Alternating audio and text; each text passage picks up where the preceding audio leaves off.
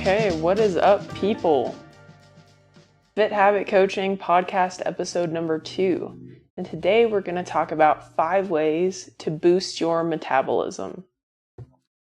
So before I dig in, I'm going to talk about common misconceptions with these particular activities as well. And I will give you actionable steps that you can do after you listen to this episode. Okay. Step number 1, strength train. If any of you follow me on social media or Facebook or whatever, on my email list, you probably think I sound like a broken record.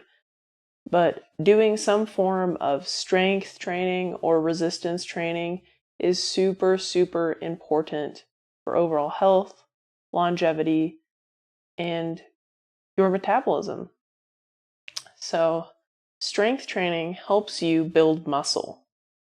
Muscle is metabolically active tissue. So the more muscle your body has, the more calories your body burns at rest. So strength training is super, super, super important. And additionally, after you strength train, your body will just burn more calories after the fact, and it's called excess post-exercise oxygen consumption. So that means after your workout, when your body's recovering and repairing that muscle tissue, it's burning calories. And so what would that look like for you? Well, it really, really depends on your lifestyle, what you can commit to realistically. But most people, what is best is about 2 full body strength training sessions every week of about 30 minutes to an hour in the gym. And the reason behind that is 2 times a week, most people could do for the rest of their lives. And so that's the goal. This is what I do with my clients, is I try to meet them where they're at and ask them, hey, could you do this thing forever? If you can't go to the gym and you can't commit to going to the gym twice a week, then we'll just start with once a week for 30 minutes. That's better than nothing. You're sending that muscle building signal to your body, and you're doing some form of activity, right? So twice a week, full body sessions. And the reason I say full body sessions is you've all seen that guy in the gym who hits upper body basically every day, but has legs that look like twigs. Like he's never squatted in his life. It's less common now, but when I started going to the gym, there were all these guys. They were like super built on their upper body, and the lower half of their body looked like some high schooler who's never lifted a weight in his life. So the reason I say full body is most people gravitate towards one type of resistance training. So women, we tend to prefer lower body. We like to build our butts, right? And men tend to prefer the upper body. But both are super, super important. So doing a full body strength training once or twice a week, even if you skip one of those sessions, you're still hitting every muscle group in your body, which is super important. And common misconceptions. People think cardio burns more calories than strength training and resistance training. That is true if you're just looking at the session in particular. So like if you're lifting weights for an hour versus running for an hour, in that 1 hour of running, you will be burning more calories. That's a fact. I mean, you're moving a lot more, you're sweating a lot more, you're putting a lot more stress on the body. But strength training burns more throughout over time, right? So if you have more muscle on your body, let's say you resistance train and you build some muscle, and now your body's burning 50 calories more a day. right? That's way more than, running for an hour and burning 600 calories versus, lifting for an hour and 300 calories, right? That's like the run burn more calories, but over time, the resistance training is going to yield more results.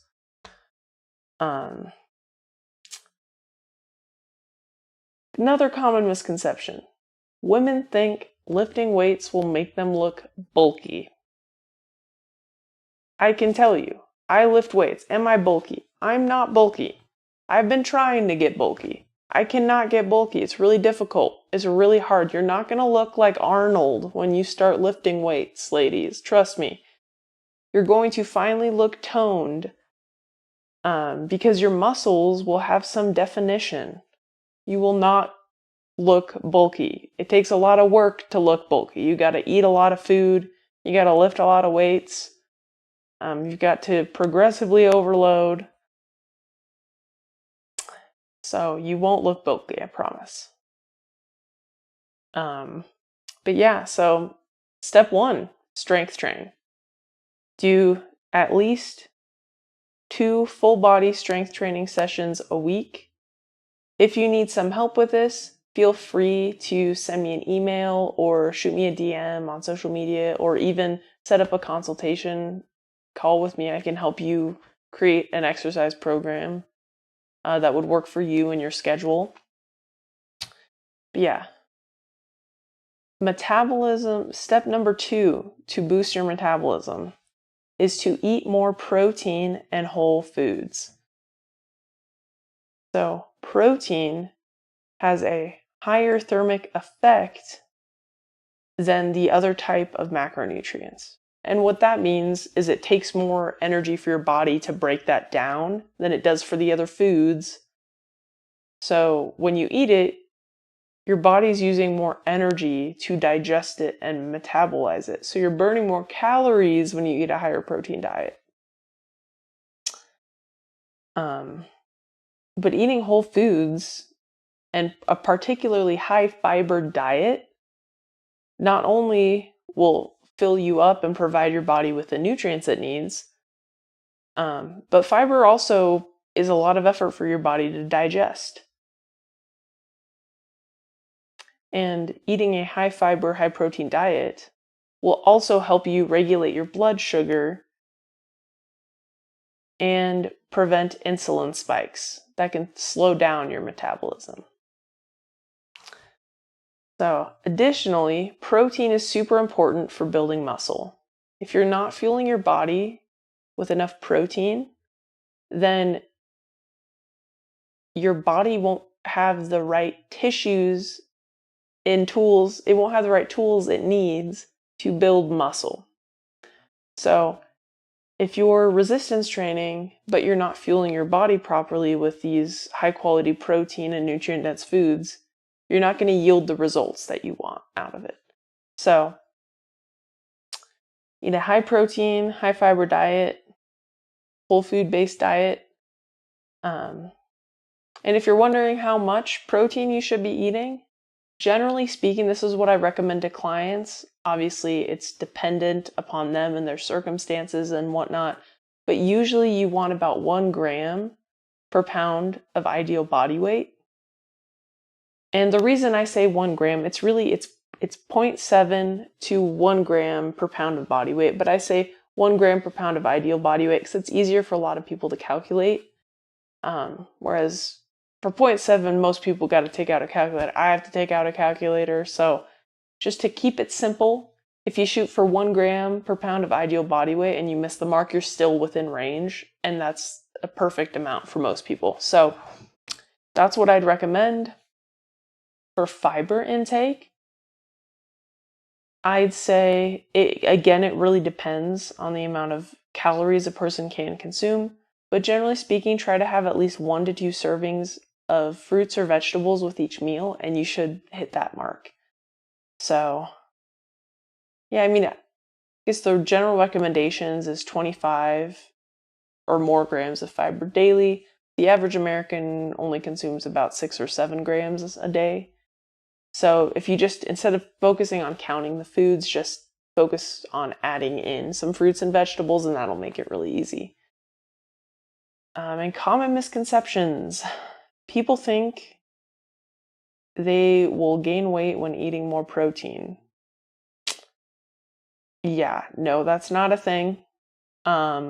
Protein does help you maintain and or build muscle tissue, which is super important if you want your body to burn more calories at rest. And protein is actually super satiating, so it'll actually probably help you eat less throughout the day. So if you're eating, 40 grams of protein every meal, it's really hard to eat more food after you eat 40 grams of protein. So, yeah. As long as you're not overeating, you will not gain weight. So you need to be in a calorie surplus. But that's not what we're talking about here. We're talking about boosting your metabolism. So to boost your metabolism, you do need to eat more protein and whole foods. And another common misconception about whole foods is that they're expensive and they're too hard to prepare. Let me tell you, if you have not seen my reel of the 10-pound Costco ground beef 95.5 lean ground beef, there are things out there that are a steal. That is $40, $4 a pound for 95.5 ground beef. Yo, that's crazy. That Whole Foods are not expensive. They really aren't. I have a guide, and if you're interested in it, shoot me a DM, email me. It can help you. It's how to make high protein meals in 15 minutes or less, and it actually walks you through what are some foods you should be introducing into your diet to help you just fuel your body better, and ways to do that in a cost-effective way. So it's not hard if you know what to do. So honestly, Costco, frozen fruits and vegetables, rotisserie chicken, you get the 95.5 10-pound beef tube. Not expensive. Just buy in bulk. Get some eggs. You can get hard-boiled eggs at Costco. A2, whole milk. And you're set. It's easy. Trust me. People often overcomplicate things, but really a meal, you just need a protein, a veggie, and a starchy carb. And that could be potato, rice, some fruits. It's easy. It's simple. Stop overcomplicating things. It's not hard. Okay. So step 2, right, was eating a high protein, high fiber whole food diet. That will help you boost your metabolism. Step 3 is to get good sleep. So that was very, very general step, but what I mean by that is you want 7 to 9 hours of quality sleep every night. If you're having less than that, that will negatively impact your energy levels, hormones, all sorts of things. And lack of sleep often tends to lead to hormone imbalances, especially the leptin and ghrelin, which are the hormones that help you regulate your hunger and satiety and that sort of thing. Those really, really impact, or poor sleep really, really impacts them. Every time I have a crappy night of sleep, I always want pizza, candy. I don't know if y'all have had that experience, but I'm ravenous the entire day, even if I don't work out. And that's because my hormones are all out of whack. So, sleep really negatively impacts, or poor sleep really negatively impacts your overall hormone profile, which, increases cravings. like I was just talking about, and it will slow your fat loss progress. Poor sleep also increases inflammation. So if you ever, weigh yourself after a poor night of sleep, you might say, oh my gosh, I just gained like 2 or 3 pounds overnight. You didn't. Your body's just retaining more water. But that can also negatively impact your fat loss results, because sleeping poorly and looking at yourself in the mirror, seeing the scale go up, can cause people to spiral. So anyway, sleep is super important. Poor sleep also reduces your insulin sensitivity, so it makes you more insulin resistant, which is not good. That is how people become diabetic. When you're insulin resistant, your body doesn't create the right amount of insulin to regulate the sugar, your blood sugar levels. And yeah, so sleep is really important. Good quality sleep means when you wake up, you're not tired. Personally, so my husband has terrible, terrible sleep. He just doesn't sleep well.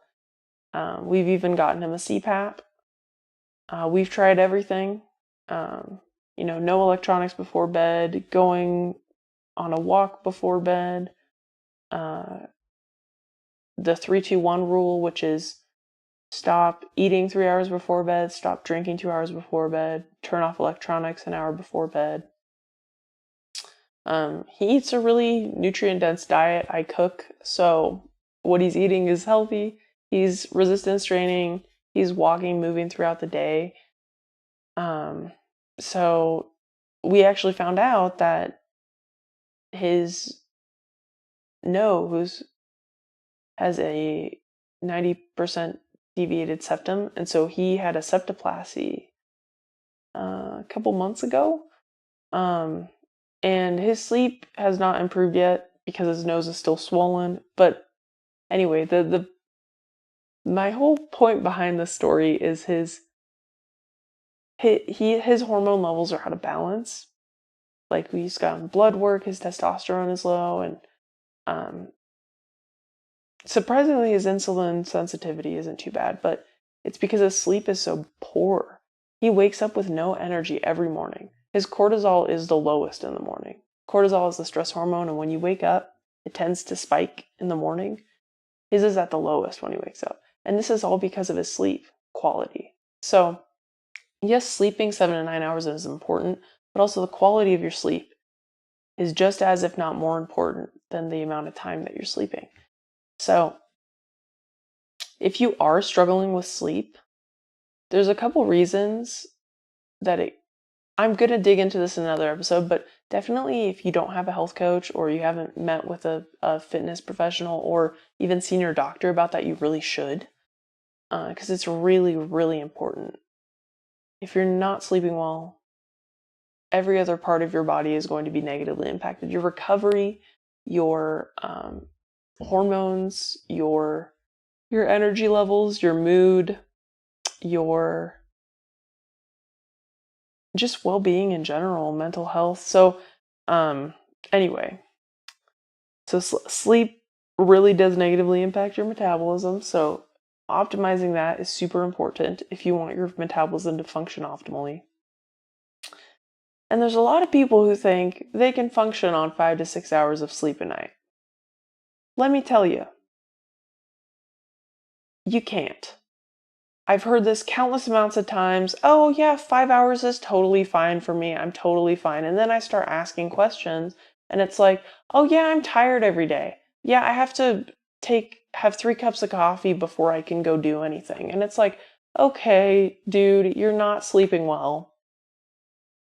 If you cannot run on that amount of sleep.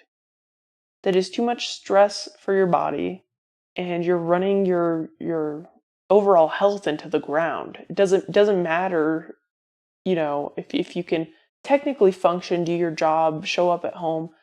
You're not healthy and you're not going to be able to show up as well as you could at home, or really just overall.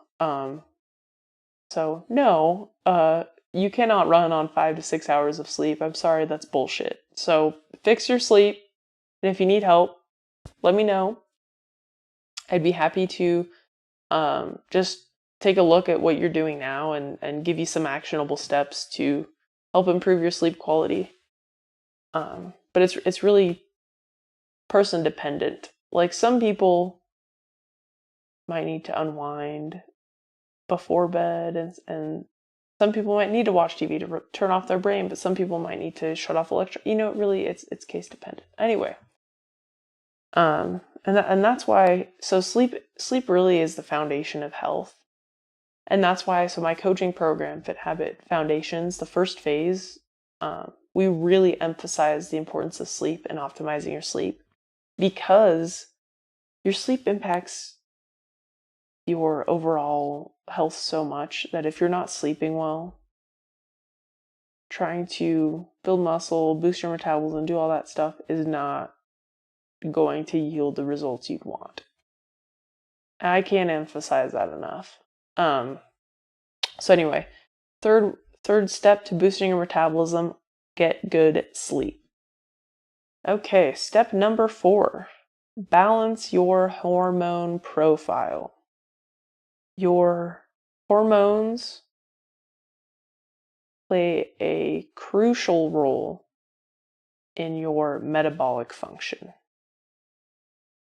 They can slow down your metabolism, increase fat storage, make it harder to lose weight if they're not balanced. Your hormones influence your stress levels, your cravings, your recovery. I mean, just everything is impacted by your hormones. I cannot emphasize this enough, as well. So if you're a man and your testosterone levels are low, that will make it really difficult to build muscle. Same as a woman, if your testosterone levels are low. And right now mine are low. I got my hormones tested and they're super, super low. My testosterone is in the floor. So that's because of the amount of stress I've been under, which is why it's important to manage your stress. But yeah, it will be really difficult to make any progress on your health and fitness journey, to boost your metabolism, build muscle, if your hormones aren't aligned and they're not in the ranges they should be. And yes, I have been having difficulty recovering, managing my stress, sleeping, because my testosterone is low, and my testosterone is low because of my stress and because of my sleep. So it's this whole endless cycle. Anyway, so balance your hormones. I am working on it personally, taking a couple supplements, really emphasizing stress management, because that's usually what it is for me. Mine is usually stress related. But if you do think your hormones aren't balanced and you're not sleeping, you're not moving enough throughout the day, you're not eating a nutrient-dense whole foods diet, you're not resistance training, then I definitely go get some blood tests done and talk to your doctor. But a common misconception is people automatically assume when their hormones are out of balance, they need medication, they need hormone replacement. There gets a point where it's like, okay, at this point, like when you're in your mid 40s, you're in menopause, as a man, you're in your mid 40s, your testosterone and hormone levels will never be optimal again unless you do go on hormone therapy. And I am pro hormone therapy. But for someone who's in their early to mid 20s, there's probably some lifestyle things you could be doing that would help you have a healthier hormone profile. So, really, most hormones can be balanced by just lifestyle, which is why my coaching program's first phase is called lifestyle upgrade. It's like if you're not sleeping well, you're not moving enough, you're not resistance training, you're not eating primarily whole foods, you're not managing your stressors, you're not drinking enough water, then yeah, your hormones are going to be out of whack. You're not healthy. You're not taking care of your body, right? So, but if you are taking care of your body and you're doing those things and your hormones, you still feel like something's off, that's when you should definitely get some blood work done and talk to your doctor. And that's why the second phase of my coaching program focuses on gut and hormone optimization, because once you've done those lifestyle factors, but you still have and still are experiencing some hormone imbalances, that's when you should go see a doctor and you should dig in a little bit deeper. There's still a lot of things you can do through supplementation and adjusting nutrition to help. And that's why I work with nurse practitioners from the second phase of my program. It's because I can't order blood tests, and there's some things they can do to help my clients that I can't do. So yeah, if your hormones are out of whack, then your metabolism will not be functioning optimally. So that's step 4. Step 5, go on a 10 to 20 minute walk after each meal. All of you might be thinking, that is ridiculous. How could walking boost my metabolism? But walking can help you regulate your blood sugar levels, which can in turn enhance your insulin sensitivity and help speed up digestion. Additionally, this will reduce the risk of having blood sugar spikes, which will help you manage your metabolic health a lot better. And a lot of people think walking is an exercise, walking's not going to make a difference. And let me tell you, small consistent walks throughout the day add up over time and will help you regulate your metabolic processes and regulate your blood sugar. So walking is super, super important.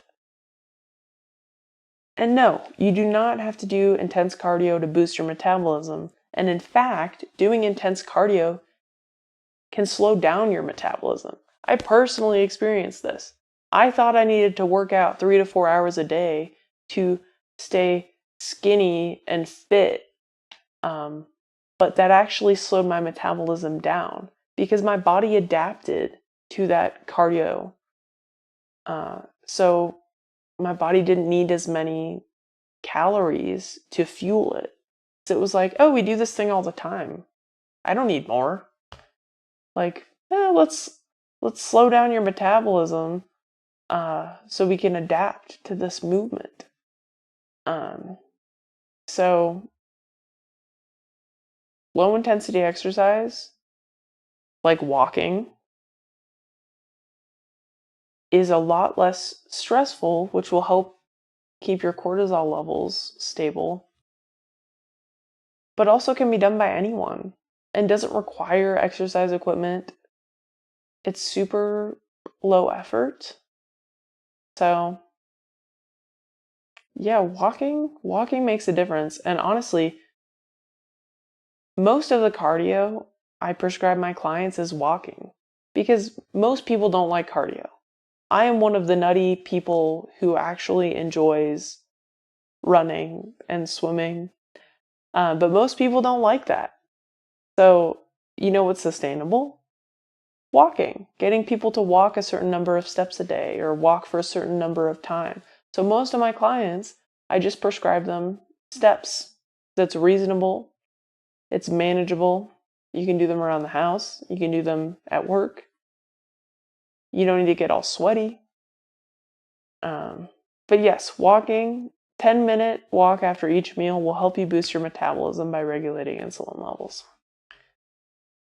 So I will reread the 5 things. But if you have any questions and you need any help with implementing these things, or you're just not sure where you should start, I have some free resources and I'd love to help you out. So just comment on this podcast episode, send me an email, or shoot me a DM in social media. They'll be linked below. And like, share, and subscribe. But these are the 5, again, I will reiterate, the 5 steps to boost your metabolism. 1, strength train. Number 2, eat more protein and whole foods. Number 3, get good sleep. Number 4, balance your hormone profile. And number 5, go on a 10 to 20 minute walk after each meal. So again, if you need any help implementing these, please let me know. I'd be happy to provide you with my best free resources to help. And share, like, and subscribe.